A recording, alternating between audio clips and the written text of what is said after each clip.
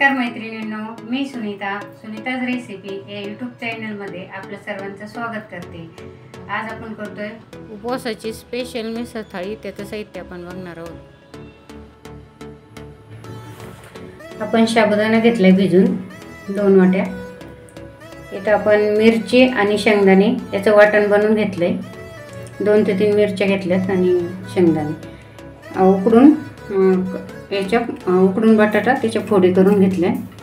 इथं आपण बटाट्याचा चिवडा घेतलाय, शेंगदाण्याचा कूट घेतलाय, शेंगदाणे घेतलेत, हिरवी मिरची कट करून घेतल्या 2 ते 3, चवीनुसार मीठ आणि डाळिंबाचे दाणे।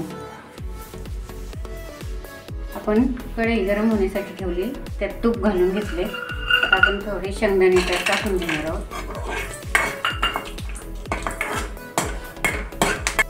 आपण त्यात थोडे बटाटे टाकून देणार आहोत।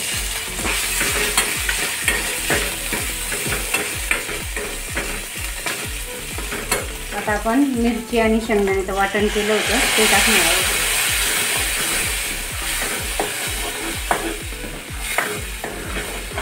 थोडं फ्राय करून घेणार आहोत।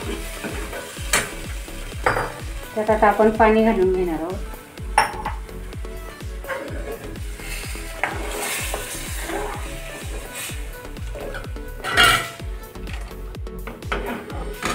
चवीनुसार मीठ,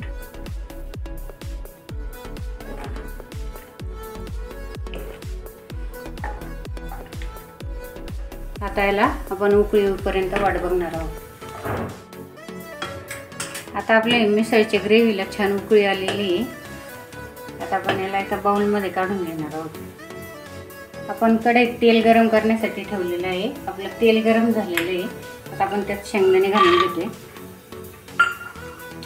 शेंगदाणे फ्राय करून घेणार आहोत आपण।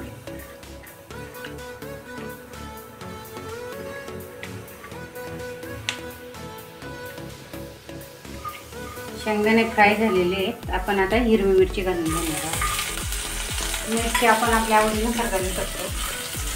तिखट पाहिजे असलं तर जास्त घालायची।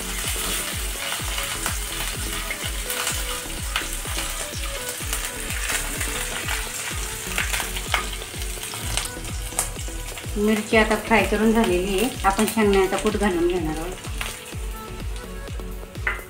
शेंगदाण्याचं कूट आपल्याला थोडं फ्राय करून घ्यायचं आहे।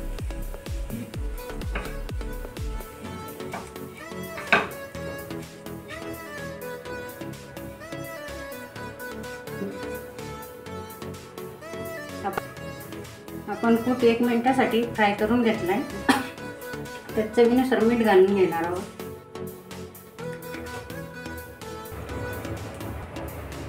बटाटे घालून घेणार आहोत। साबुदाणा घालून घेतोय। चांगलं फ्राय करून घ्यायचं याला।